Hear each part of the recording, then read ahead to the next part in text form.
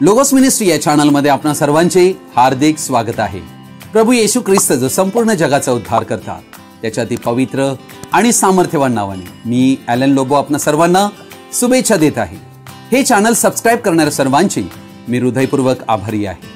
हा संदेश जर तुम्ही पहिल्यांदाच पाहत असाल आणि हा संदेश तुम्हाला आवडल्यास कृपया तुम्ही तो लाईक करावा, इतरांबरोबर शेअर करावा आणि आमचे अशा प्रकारे नवीन नवीन येणारे संदेश तुम्हाला काय मिळावे म्हणून तुम्हाला प्रत्येकाने विनंती आहे की तुम्ही बेल रिंग प्रेस करावी। Thank you and God bless you.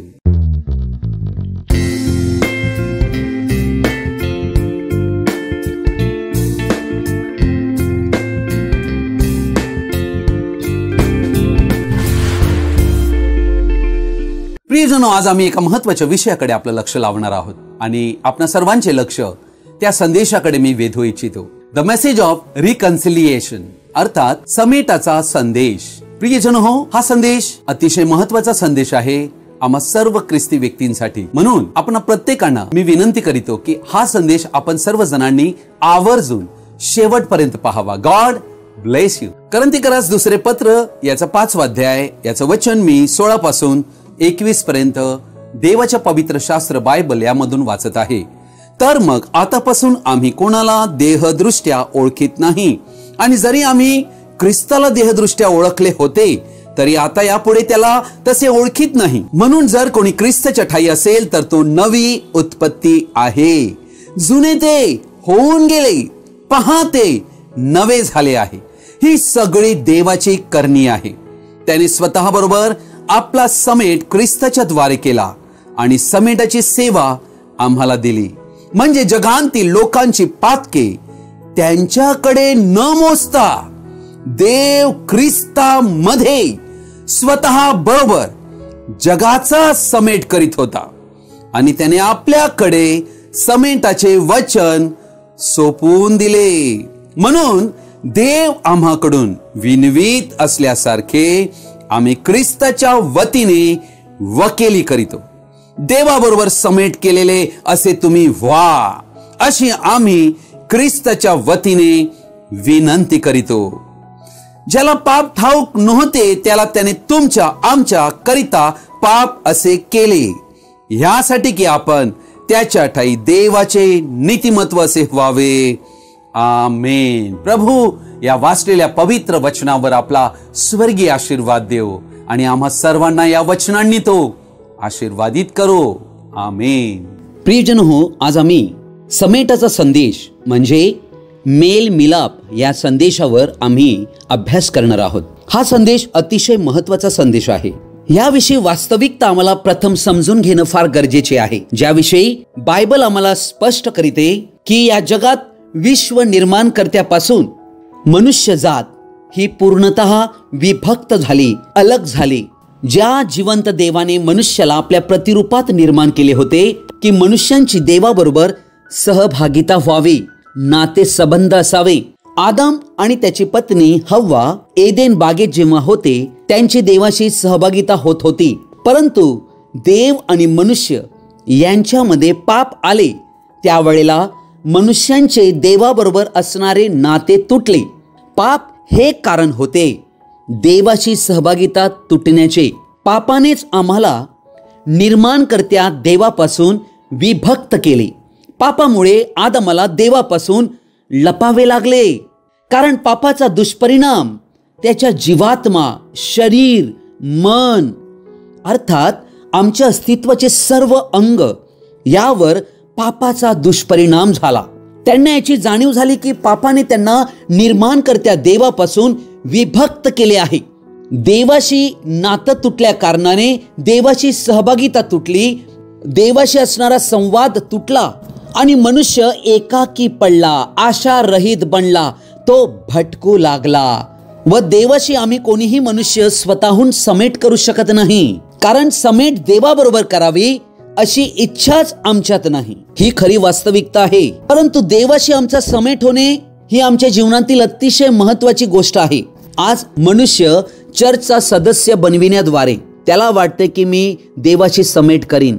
आज कितीतरी लाखो लोक या पृथ्वीवर चर्चचे सदस्य असूनही देवाशी त्यांचा समेट झालेला नाही। देवाशी आमचा समेट, देवाचा कोकरा ख्रिस्त येशू याच्या रक्ताद्वारेच होऊ शकतो आणि त्या रक्ताद्वारेच आम्ही देवाच्या पवित्र उपस्थितीत आणले जातो. अर्थात एक निरपराधी, निष्कलंक, पापरहित त्याला तुमच्याने आमच्यासाठी मरावे लागले. तो देव स्वतः मानव बनून आमच्यासाठी या पृथ्वीवर मानवी देहात आला, ज्याची प्रतिछाया एदेनेत कोकरू म्हणून देवाने दर्शविली. देवाने आमच्याशी मेलमिलाप करावा म्हणून अगोदरच ही अद्भुत योजना आखली होती. प्रियजन हो, बायबल आम्हाला स्पष्ट करते की आम्ही या जगात विश्व निर्माणकर्त्यापासून, त्याच्या जीवनापासून अलग होऊन परके व देवाचे शत्रू असे या जगात आलो. रोमकरस पत्र याचा 5वा अध्याय 10 आणि 11 वचन मी आपणा पुढे वाचत आहे. कारण आपण शत्रू असता देवाबरोबर त्याच्या पुत्राच्या मृत्यूद्वारे आपला समेट झाला. हे वचन आम्हाला ओळख देत आहे की आम्ही मनुष्य देवाचे शत्रू आहोत. आम्ही पापात जन्मल्या कारणाने आम्ही आणि देव यामध्ये एक मोठी फारकत निर्माण झाली. आमचं देवाबरोबर नातं तुटलं. आम्हाला या गोष्टीची जाणीव व्हावी, संपूर्ण मानवजात देवाशी शत्रुत्वात आहे, विरोधात आहे व देव ही पाप्यांवर त्याचा न्याय बजाविणार आहे. परंतु देव न्याय बजाविण्या अगोदर मनुष्यांना त्याच्याशी समेट करण्याचा संदेश देत आहे. म्हणूनच आजचा हा विषय मी आपणापुढे मांडण्याचा प्रयत्न करीत आहे. आम्हा मनुष्य जातीचं विश्वाचं निर्माण करता देव याच्याशी जे नाते तुटले ते नाते पुन्हा प्रस्थापित करावे. पापी मनुष्यांबरोबर समेट करण्यासाठी स्वतः विश्व निर्माण करता देव अतिशय उत्कंठित आहे. देवाशी समेट न झाल्या कारणाने मनुष्य निराशेत राहतो, अपराधीपणात राहतो, भीतीत राहतो, नैराशेत जगत राहतो आणि पापातच राहतो, पापातच मरण पावतो. एलियन्स म्हणजे एक परका व्यक्ती, देवाच्या प्रेमाला अंतरलेला, आशीर्वादालाही अंतरलेला, ही मनुष्याची अवस्था झाली. इफिसकरस पत्र याचा 2रा अध्याय आणि याचं वचन 11 पासून मी वाचत आहे. म्हणून आठवण करा की तुम्ही पूर्वी देहाने परराष्ट्रीय आणि ज्यांची सुनता हाताने केलेली म्हणजे देहाची आहे अशा स्वतःला सुनती मनविणाऱ्या लोकांकडून बेसुनती मनविले जाणारे होता. म्हणजे पहिली गोष्ट आम्ही परराष्ट्रीय होतो, दुसरी गोष्ट आम्ही बेसुनत होतो, तिसरी गोष्ट तुम्ही त्यावेळेस ख्रिस्तविरहित होता. आम्ही ख्रिस्तविरहित होतो, इस्रायलाच्या राष्ट्राबाहेरचे. चौथी गोष्ट, 5वी, वचनाच्या करारास परके म्हणजे देवाचा आमच्याशी काही करार नव्हता आणि देवाचा जुना करार इस्रायल लोकांबरोबर होता, त्यातले पण आम्ही नव्हतो. 5वी गोष्ट, आशाहीन, आम्हाला काही आशा नव्हती व देव विरहित असे जगात होता. अर्थात ते देवच नाहीत, त्यांना आम्ही भजत होतो आणि मूर्तीच्या मागे आम्ही होतो, परंतु ते देव नव्हते, आम्ही देवविरहित होतो. अर्थात ही सर्व आमची कथा आहे. परंतु जे तुम्ही पूर्वी दूर होता ते तुम्ही आता ख्रिस्त येशूच्या ठाई ख्रिस्ताच्या रक्ताच्या योगे जवळचे झाला आहात. अर्थात ख्रिस्त येशू आमच्यासाठी मध्यस्थ बनला आणि स्वतः देव पित्याबरोबर आमचा समेट, आम्हा पापी मनुष्यांचा समेट घडावा म्हणून येशूने मध्यस्थी केली. त्याने हा समेट घडविला स्वतःच्या रक्ताच्या बलिदानाद्वारे. म्हणूनच हा समेटाचा संदेश सुवार्ता आहे, गुड न्यूज आहे. म्हणून पाप्यांकडे हा संदेश होकारात्मकरित्या पोहोचणे फार गरजेचे आहे की पापी समेटाचा संदेश ऐकू शकतील. म्हणून समेटाविषयी जो शास्त्र भाग आता मी वाचलेला आहे त्यावर विचार मांडण्याचा मी प्रयत्न करीत आहे. करंथीकरस 2 पत्र 5व्या अध्यायातलं 18वं वचन म्हणते, ही सगळी देवाची करणी आहे. अर्थात समेट ही देवाची इच्छा आहे. जेव्हा प्रचार करण्यात येतो, सुवार्ता सांगितली जाते व समेटाच्या सेवकाईबद्दल साक्ष देण्यात येते, तेव्हा देव आमच्या बाजूला असतो. बायबलचा देव ह्याला तारणारा देव म्हटलेला आहे. हा शब्द देवाला इतर प्रत्येक धर्माच्या जगिक प्रणालींतून वेगळे करीतो. जो देव स्वभावानेच तारणारा आहे. इस्लाम धर्मामध्ये तारण व उद्धाराचा मार्गच नाही, म्हणून समेटाचा रस्ताही नाही. बायबलचा देव हा संपूर्ण मानवजातीचा उद्धार करता आहे. म्हणून पाप्यांना हे सांगू नये की देव भयानक न्यायाधीश असून त्याच्याकडे करुणा नाही, परंतु खरं पाहता देव रागास मंद आहे व दयेने संपन्न आणि सहनशील असल्याने पापी त्याचा पुरेपूर फायदा घेतात. देवाची सहनशीलता ही पश्चातापाकडे नेणारी आहे म्हणून आम्हाला देवाला पटविण्याची गरज नाही की देवा पाप्यांना तार, तर आम्हाला पाप्यांना पटविण्याची गरज आहे की तुम्ही देवाकडे यावे. समेट घडण्यासाठी दोन्हीही पक्षात म्हणजे देवाच्या बाजूने आणि आम्ही जे पापी मनुष्य आमच्याही पक्षात समेट करण्याची प्रबळ इच्छा हवी. अर्थात आमचे जिवंत देवाबरोबर असणारे नाते हे देवाने तोडलेले नाही आहे, तर आम्ही मनुष्यांनी देवाच्या आज्ञांचे उल्लंघन करून पापाची आवड धरून आम्ही देवाशी नाते तोडलेले आहे. ही खरी वास्तविकता आम्हाला समजून स्वीकारणे गरजेचे आहे. त्यामुळे आम्ही देवापुढे पापी आहोत आणि देव हा अति पवित्र आणि तो न्यायी देव आहे. त्याच्या हृदयात अतिशय उत्कंठ आहे की आमच्याशी समेट व्हावा. म्हणून आम्ही कितीही पापी असलो तरी देव आम्हाला स्वीकारण्यास तयार आहे. ही सुवार्ता आहे.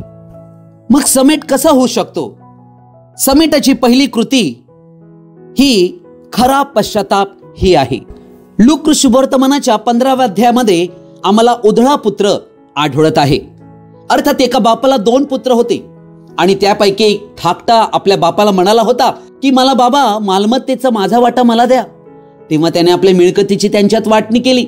मग फार दिवस झाले नाही तोच धाकटा मुलगा सर्व काही जमा करून दूर देशी निघून गेला आणि तेथे त्याने चैनबाजी करून आपली मालमत्ता उधळून टाकली.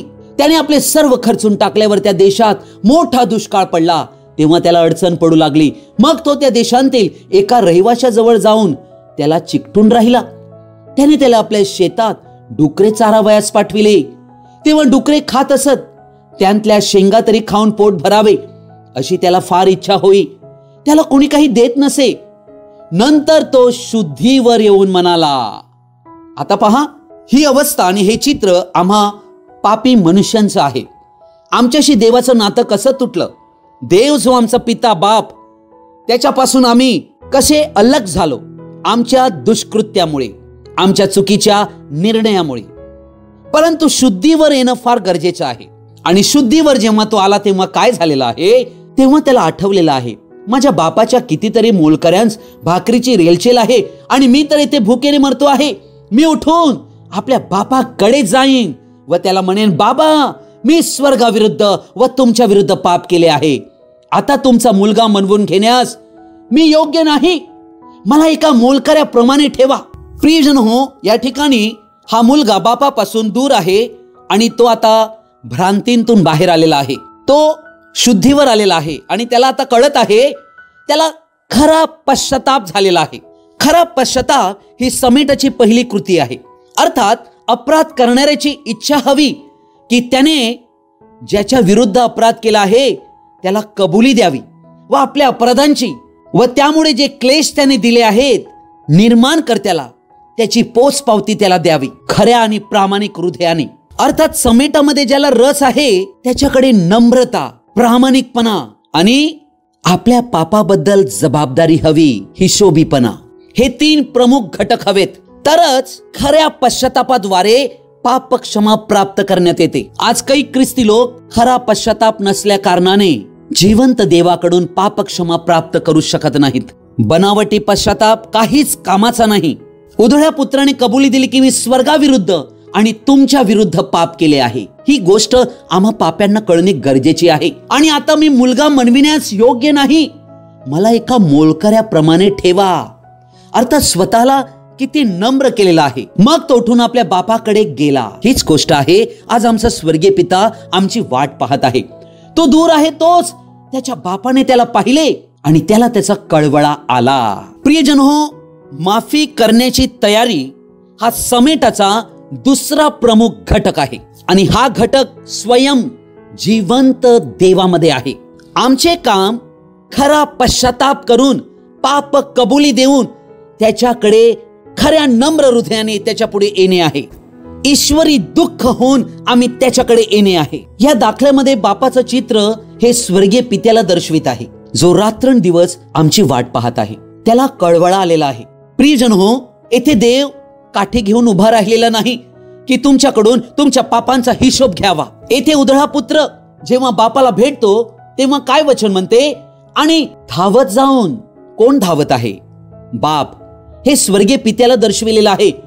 धावत जाऊन त्याच्या गळ्यात गळा घालून त्याने त्याचे मुके घेतले.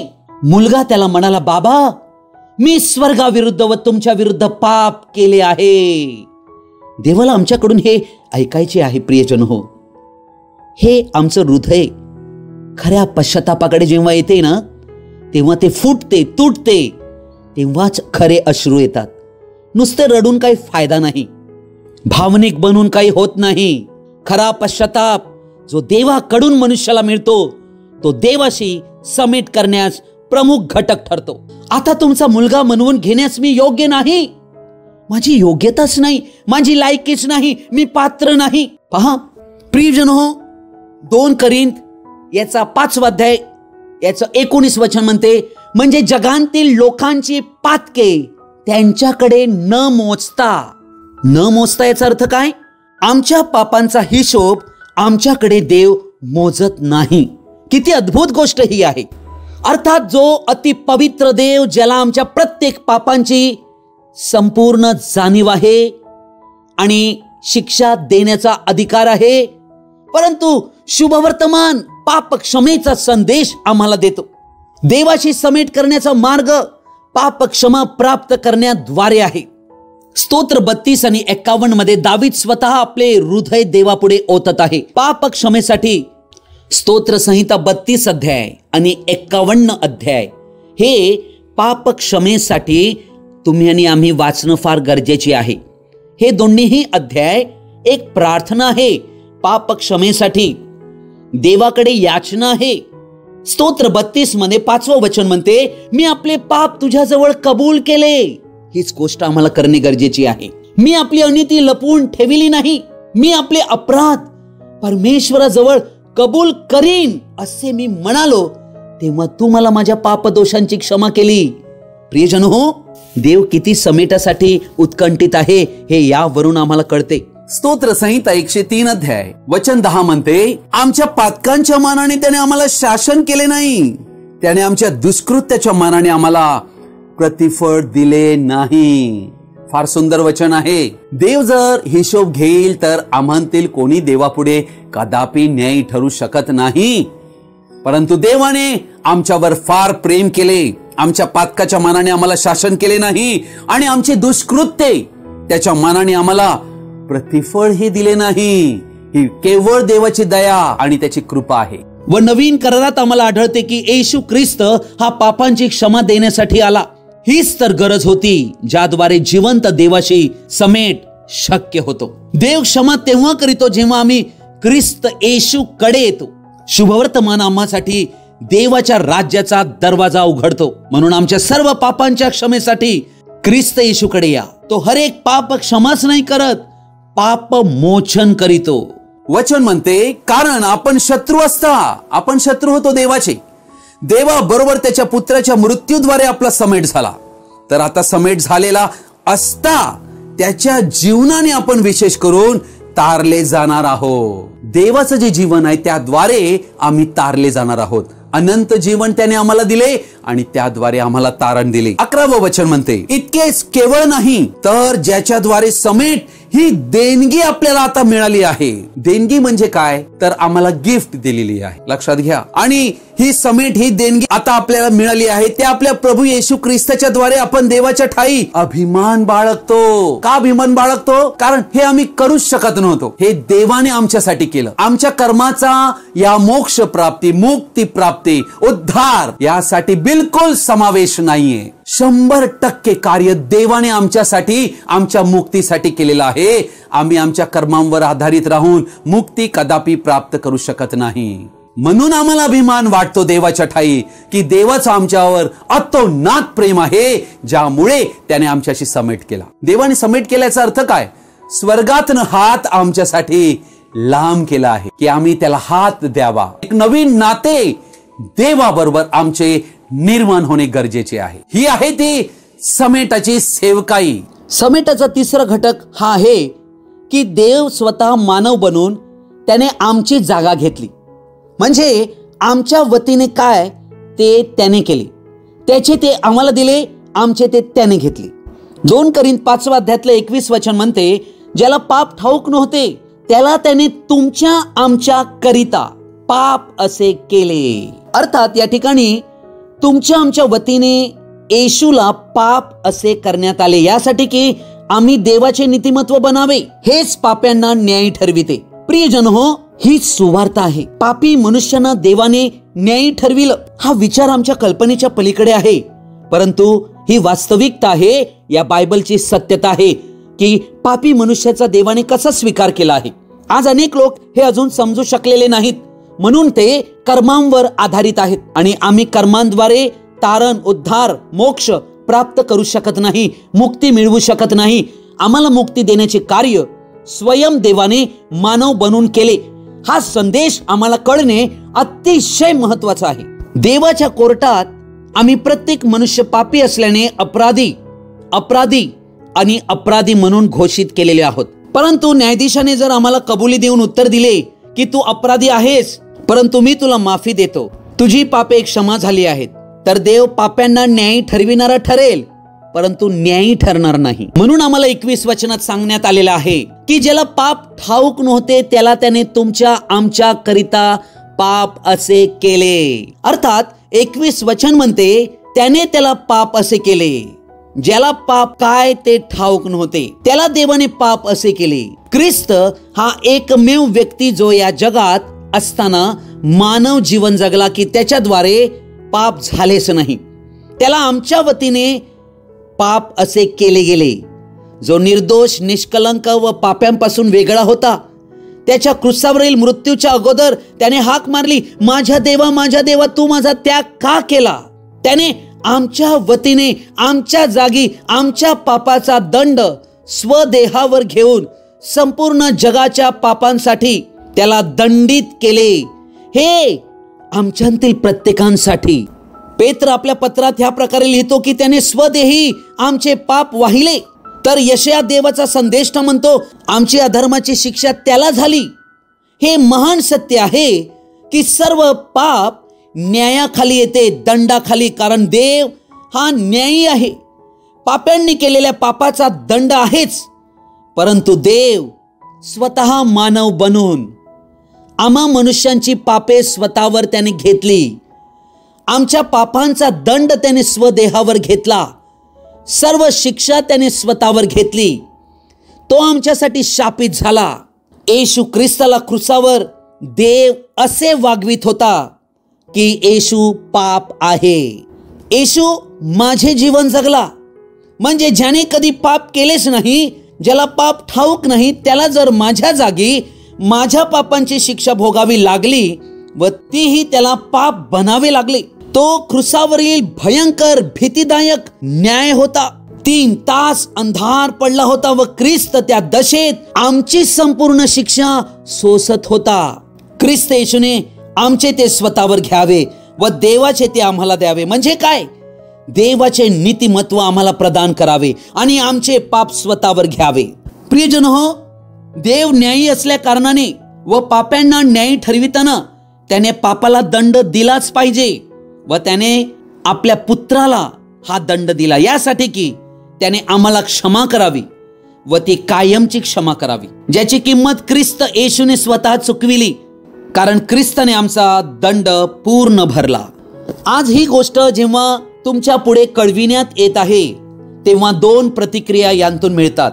एक, ख्रिस्ताचे जे हरवलेलं मेंढरू आहे ते म्हणते, प्रभू येशू, मी तुला कोटी कोटी धन्यवाद देतो, मस्त पाप्यासाठी हे तू केले. मी यावर विश्वास करून मी तुझा स्वीकार करीत आहे माझा तारणारा म्हणून. मस्त पाप्यावर दया कर, कृपा कर. आणि अशा व्यक्तींचा देवाशी समेट होतो. परंतु जे दुसरी एक प्रतिक्रिया देतात, अर्थात निष्क्रिय, हे सगळं ऐकून पण देवाने त्यांची जागा घेतली, त्यांच्यासाठी तो पाप बनला आणि सगळं शाप त्याने त्यांचा घेतला, हे शुभवर्तमानाचे सत्य ऐकूनही ते निष्क्रिय आहेत, ते पापी आहेत हे त्यांना मान्य नाही. कोणी म्हणतो मी देवालाच मानत नाहीये, कोणी म्हणतो हे मला पटत नाहीये, हे मूर्खपणाची आहे. काय तुम्हाला देवाबरोबर समेट करण्याची इच्छा आहे काय? मेल मिलाप करण्याची इच्छा आहे काय? हा प्रश्न संपूर्ण मानव जातीसाठी आहे, व्यक्तिशः. प्रियजनो, हा प्रश्न ऐकल्यानंतर आश्चर्यकारक असा निकाल या प्रश्नावर आम्हाला आढळतो. हा प्रश्न ऐकल्यावर लोक पळतात व त्यांना हा प्रश्न विचारल्यावर ते गायब होतात. अर्थात ते कृतीने हे प्रकट करीतात की त्यांना यात मुळीच रस नाहीये. ही ती वास्तविकता आहे. ही पापी मनुष्याची संस्कृती आहे. अर्थात अशा लोकांसाठी देव मानव बनून मुक्तीची केलेली कार्ये त्यांच्या उद्धारासाठी करून देखील त्यांनी त्याचा स्वीकार न केल्या कारणाने ते पापीच राहतात व देवाच्या कृपेने प्राप्त होणाऱ्या मुक्ती मार्गाचा, तारणाच्या मार्गाचा स्वीकार करीत नाहीत. त्यांना देवाने मुफ्तपणे दिलेली कृपा, अनुग्रह, तारण, उद्धार, मुक्ती, मोक्ष प्राप्त होत नाही. वचन पुढे म्हणते, कारण तो आपली मूर्तिमंत शांती आहे. ख्रिस्ताने आमच्यासाठी शांती आणली आणि त्याने दोघांस एक केले आणि मधली आडभिंत पाडली. देव आणि आमचं नातं तुटलं होतं. देव आणि आमच्या नात्यात शत्रुत्व निर्माण झालं होतं. देवाच्या विचाराच्या बिलकुल विरुद्ध आम्ही मनुष्य चालत होतो आणि ही आडभिंत होती. ही आडभिंत देव आणि आम्हा पापी मनुष्यामध्ये होती. ही येशूने पाडून टाकली. त्याने आपल्या देहाने वैर नाहीसे केले. देवाबरोबर जे आमचे वैर होते ते काढले. हे वैर म्हणजे आज्ञाविधीचे नियमशास्त्र. कारण नियमशास्त्र हे आम्हाला पाप दाखवित होते, पण पापांतून मुक्त करण्याचा उपाय नियमशास्त्राकडे नव्हता. म्हणून नियमशास्त्र हे कमजोर ठरले. त्याला असाध्य ते देवाने आपल्या पुत्राद्वारे आमच्यासाठी घडवून आणले. यासाठी की स्वतःच्या ठाई दोघांचा एक नवा मानव निर्माण करून त्याने शांती प्रस्थापित करावी. नवा मानव ही नवीन सृष्टीला दर्शवित आहे. ही सृष्टी जेव्हा त्याने बनविली, ही 6 दिवसात बनविली गेली. सगळं काही या संपूर्ण विश्वात जे बनविलं गेलं हे 6 दिवसात देवाने घडविलं. परंतु ज्या वेळेला आमचा देवाबरोबर समेट होतो तेव्हा एक नवा मानव देव आमच्यात निर्माण करीतो. जेव्हा येशू सगळं काही नवीन करतो, ही गोष्ट आम्हातील प्रत्येकानं समजून घेणं अतिशय आवश्यक आहे. यालाच म्हटलेलं आहे नवी उत्पत्ती. दोघांचा एक नवा मानव निर्माण करून त्याने शांती प्रस्थापित करावी आणि त्यांचे एक शरीर करून आपण वधस्तंभावर वैरभाव जेवे मारून त्याच्याद्वारे दोघांचा देवाशी समेट करावा. देवाशी समेट करावा म्हणून देव मानव बनला आणि त्याने आम्हा मनुष्यांची जागा घेतली. यासाठी की आम्हा पापी मनुष्याचा देवाबरोबर समेट व्हावा. आणि त्याने येऊन जे तुम्ही दूर होतो ना, होय, देवापासून आम्ही तुटलो होतो, विभक्त झालो होतो, त्या तुम्हाला शांतीची सुवार्ता सांगितली. हे संपूर्ण बायबल ही शांतीची सुवार्ता आहे. शांतीचं शुभ वर्तमान आहे. जे जवळ होते त्यांनाही शांतीची सुवार्ता सांगितली. 18वे वचन, कारण त्याच्याद्वारे आत्म्याच्या योगे आपणा उभयतांचा पित्याजवळ प्रवेश होतो. पित्याशी आमचा समेट घडवला. समेट म्हणजे मेल मिलाप, रिकन्सिलिएशन. देव तुमच्या आणि आमच्यामध्ये एक नवे नाते निर्माण करू इच्छितो आणि ही गोष्ट फार महत्वाची आहे. म्हणूनच हा जो समेटाचा संदेश आहे हा अतिशय महत्वाचा संदेश आहे संपूर्ण मानव जातीसाठी. कलेसेकरस पत्र याचा 1 अध्याय आणि याचं वचन 20 पासून मी वाचत आहे. आणि त्याच्या वधस्तंभावरील रक्ताच्या द्वारे शांती करून शांती केली. वधस्तंभावर जेव्हा येशूने रक्त सांडलं तेव्हा देवाच्या क्रोधापासून वाचविण्याचा मार्ग निर्माण झाला. शांती करून त्याच्याद्वारे म्हणजे येशूच्या द्वारे जे सर्व काही आहे ते सर्व, ते पृथ्वीवरील असो किंवा स्वर्गांतील असो, त्याचा स्वतः बरोबर त्याच्याद्वारे समेट करावा हे पित्याला बरे वाटले. प्रियजन हो, हा देवाचा इंटरेस्ट आहे, हा देवाचा रस आहे की पापी मनुष्यांबरोबर समेट करावा. ज्यांची काही लायकी नाही, पात्रता नाही, त्यांना कृपेने तारावे. जे तुम्ही पूर्वी परके व दुष्कर्मे करीत मनाने वैरी झाला होता. आम्ही देवाचे वैरी झालो होतो. बायबल आम्हाला स्पष्टीकरण देत आहे. मनुष्याची संपूर्ण वास्तविकता उघड करत आहे. म्हणजे आम्ही मनाने वैरी होतो, त्यात तुमचा आता त्याने स्वतःच्या रक्त मासाच्या देहात मरणाच्या द्वारे समेट केला आहे. यासाठी की त्याने तुम्हास पवित्र, निष्कलंक व निर्दोष असे आपणा समोर उभे करावे.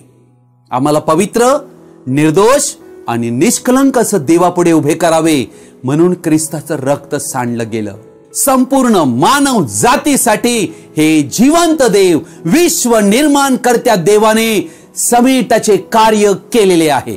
याचा इन्कार जर कोणी करेल, याचा जर नकार कोणी करेल, तर त्याला मुक्ती कदापि प्राप्त होऊ शकत नाही.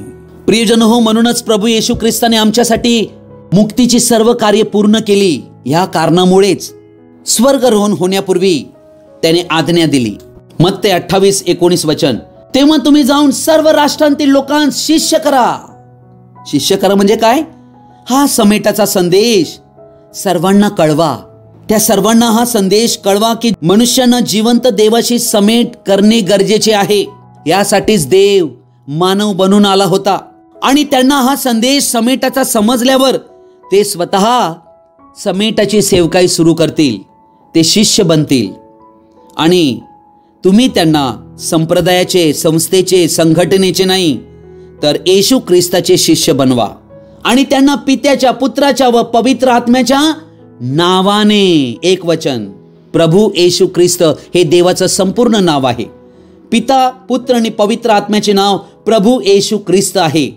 या नावात बाप्तिस्मा दिला पाहिजे जसा प्रेषितांनी दिला. 20 वचन म्हणते, जे काही मी तुम्हाला आज्ञा पिले. येशूने, कोणत्या संस्थेने, संघटनेने किंवा संप्रदायाने बनविलेले कोणतीही गोष्ट ती आम्हाला आज्ञा पिलेली नाही. येशूने जे आम्हाला आज्ञा पिलेली आहे ते सर्व आम्हाला पाळायला शिकविण्यास त्याने आज्ञा दिली. मग पहा, युगाच्या समाप्तीपर्यंत मी सर्व दिवस तुमच्या बरोबर आहे. आज तुमचे आमचे हेच काम आहे की समेटाचा हा संदेश या जगाकडे आम्हाला घेऊन गेले पाहिजे. संत पॉल येथे आम्हाला वकील म्हणून नियुक्त करीत आहे. वास्तविक वकील शब्द नसून येथे राजदूत म्हणजे ॲम्बॅसेडर म्हणून आम्हाला देवाशी समेट पावलेल्यांना नियुक्त करीत आहे. याचा अर्थ हा आहे की आम्हाला प्रतिनिधी म्हणून नियुक्त करीत आहे. एका वेगळ्या राज्याचे प्रतिनिधी म्हणून या समेटाच्या संदेशाकरवी. याच कारणाने आज आम्ही येथे आहोत. याच कारणामुळे आम्ही तारण पावल्यावर देवाने आम्हाला लगेच स्वर्गात घेतले नाही, तर पाप्यांचा समेट आमच्याद्वारे व्हावा म्हणून उपयोगी ठरावेत म्हणून या जगात आज देवाने आम्हाला जिवंत ठेवलेले आहे. प्रियजन हो, देवाच्या नीतिमत्वाद्वारे आम्हाला तारण्यात आलेले आहे. ही वास्तविकता आम्हाला प्रत्येकानं समजणे अतिशय आवश्यक आहे. जेथे वास्तविक नीतिमत्वाचा वास आहे तेथे देव आम्हाला नेऊ इच्छितो. परंतु येथे आम्ही दुर्बळपणात दुःख भोगतोय. परंतु देवाने आम्हा प्रत्येक ख्रिस्ती व्यक्तींना या जगात परदेशीय वातावरणात लोकांना हे कळविण्यास ठेविले आहे की तुम्ही देवाशी समेट करू शकता. हाच आमचा संदेश आहे संपूर्ण जगासाठी. आज आम्हाकडे समेटाची सेवा देण्यात आलेली आहे. ही आम्हातील प्रत्येक ख्रिस्ती व्यक्तींना कळणे गरजेचे आहे. आम्ही चर्चसाठी नाही, आम्ही ख्रिस्त येशूसाठी कार्यरत असायला हवे. आम्ही इतर पाप्यांचा देवाबरोबर समेट घडवून आणला पाहिजे. काय प्रश्न आहे? आजपर्यंत आम्ही अशा किती लोकांचा देव पित्याबरोबर समेट घडवून आणलेला आहे? काय या प्रश्नाचे उत्तर तुमच्याकडे आहे काय? समेट हा देवाच्या इच्छेने आहे. याची रचना स्वयं देवाने केलेली आहे. ही समेटाची रचना आम्ही पापी मानव करूच शकत नाही. तर ज्याला नाते तुटण्याविषयी निराशा वाटते त्या देवानेच समेटाची ही रचना रचलेली आहे. म्हणूनच तारणाऱ्या देवाची इच्छा आहे की आम्ही सर्वांनी सत्याच्या ज्ञानाला पोहोचावे. म्हणून देवाचे राजदूत या नात्याने जेव्हा आम्ही समेटाच्या विषयावर बोलण्यास बाहेर पडतो तेव्हा स्वर्गाची पूर्ण सेना म्हणजे प्रत्यक्ष देव आमच्या बाजूला असतो. तो आमच्याद्वारे बोलतो जसे त्याने वचन दिले आहे. हे देवाचे कार्य आहे. व हा देवाचा संदेश जेव्हा आम्ही इतरांपर्यंत नेतो तेव्हा देव आमच्याद्वारे पाप्यांना विनवितो की तुम्ही देवाशी समेट केलेले व्हा. हा संदेश मी आपल्यापुढे मांडताना ही गोष्ट जबाबदारीने मी सांगत आहे की समेटाचा हा जो काळ आहे हा कृपेचा कालखंड आहे. आणि कृपेचा कालखंड समाप्त होईल तेव्हा देवाशी समेट होण्याचा मार्गही बंद होणार आहे. आणि जर कोणाचा देवाबरोबर समेट झाला नाही तर त्यांचा नाश होणार आहे. ही गोष्टही मला तुम्हाला कळविणे गरजेची आहे. म्हणून या संदेशाद्वारे आपणांतील प्रत्येकांना हे सूचित करण्यात येत आहे की जर तुम्ही अजूनही जिवंत देवाशी, देव पित्याशी समेट केलेले नाहीत तर आज तो स्वर्गीय पिता तुमची वाट पाहत आहे. त्याने आपला पुत्र येशू ख्रिस्त आमच्यासाठी दिला, यासाठी की त्याच्याद्वारे आम्ही देवपित्याशी समेट केलेले व्हावे. काय आपली इच्छा आहे काय? जर तुमची इच्छा आहे तर माझ्याबरोबर प्रार्थना करा. आपण प्रार्थना करूया. हे आमच्या स्वर्गीय पित्या, या वेळेला या संदेशाद्वारे तू आमच्याशी बोललेला आहेस. हा समेटाचा संदेश आमच्यासाठी अतिशय महत्वाचा आहे. या समेटाद्वारे तू आपलं प्रेम प्रकट केलेलं आहे आणि आज या संदेशाद्वारे मी तुला शरण येत आहे. माझ्यावर दया कर, कारण माझं जीवन काही नीट नाहीये. माझ्या जीवनामध्ये फार गोंधळ आहे. तुझ्यापासून मी तुटला गेलेलो आहे. पण माझी आज इच्छा आहे की हे प्रभू, विश्व निर्माण करत्या देवा येशू ख्रिस्ता, तुझ्याशी, त्या देव पित्याशी माझा समेट व्हावा. आज मी जसा आहे तसा तुझ्या चरणी येत आहे. तुझं वचन म्हणते, जे कोणी देवाकडे येतात त्यांना तू कदापि घालवू देत नाही. तू समेट करण्यासाठी आलास. तू स्वर्गातनं आपला हात लांब केलास. आम्हा पापी मनुष्यांचा तू स्वीकार केलास. आज या वेळेला प्रभू, ही माझी बहीण, हा माझा भाऊ, यांना मी तुझ्या चरणी घेऊन येत आहे. यांच्यावर दया कर, कारण समेटाची सेवकाई तू मला दिली आहे. ही यासाठी की जसा समेट मज पाप्याशी तू केला आणि मला आपली केली, तसाच या वेळेला हे भटकलेले तुझी मेंढरं, यांना मी तुझ्याशी जोडू इच्छित आहे. यांच्याशी तुझे नाते तुटले होते, पण आज अशी दया तू कर. यांच्या पापांची, अपराधांची क्षमा कर, कारण तू आमचे पाप आमच्याकडे मोजले नाही. ख्रिस्तावर ते सगळे पापे लादले आणि ख्रिस्त आमच्यासाठी पाप बनला आणि आमच्या पापाचा संपूर्ण दंड स्वदेहावर घेतला. म्हणून या भावा बहिणीला माफी देयास, जे तुला शरण आले आहेत, कारण जो पश्चाताप करीतो त्याच्यावर तू दया करीतो. या भावा बहिणींचं सहाय्य कर. त्यांच्याशी तुझा समेट होऊ दे. त्यांच्या जीवनातील हरेक भूतकाळातील हरेक अपराध पातके कितीही ते वाईट असो, प्रभू त्यांच्यावर दया कर. त्यांना माफी दे. येशूच्या पवित्र रक्ताने त्यांना धुवून टाक. त्यांच्या पापांची तू क्षमा कर. तुझी कृपा त्यांच्यावर तू पाठव, अशी मी तुला कळकळीची विनंती करीत आहे. यासाठी की तुझ्याशी त्यांचे एक नवे नाते निर्माण व्हावे, ते नवीन सृष्टी बनावे, एक नवा मानव निर्माण व्हावा. प्रभू, मी तुझ्या हाती त्यांना देत आहे. जुने ते होऊन गेले, पहा ते नवे झाले आहे, असे या भावा बहिणींच्या जीवनात तू घडवून आण. माझी हे प्रार्थना तू ऐकल्याबद्दल मी धन्यवाद आणि गौरव तुला देऊन यांचे जीवन, शरीर, आत्मा, प्राण मी तुझ्या पवित्र आणि सुरक्षित हातामध्ये सोपवून देत आहे. मुक्तिदाता प्रभू येशू ख्रिस्ताच्या नावाने मागतो, आमेन. आजचा हा संदेश आपण सर्वजणांनी ध्यानपूर्वक आणि शेवटपर्यंत पाहिल्याबद्दल आपणा सर्वांचा मी हृदयपूर्वक आभारी आहे. हा संदेश ऐकल्यानंतर नक्की तुम्हाला काय कळले? कृपया तुम्ही कमेंट्स बॉक्स मध्ये कळवू शकता किंवा माझ्याशी व्यक्तिगत संपर्क साधू शकता. Thank you and God bless you.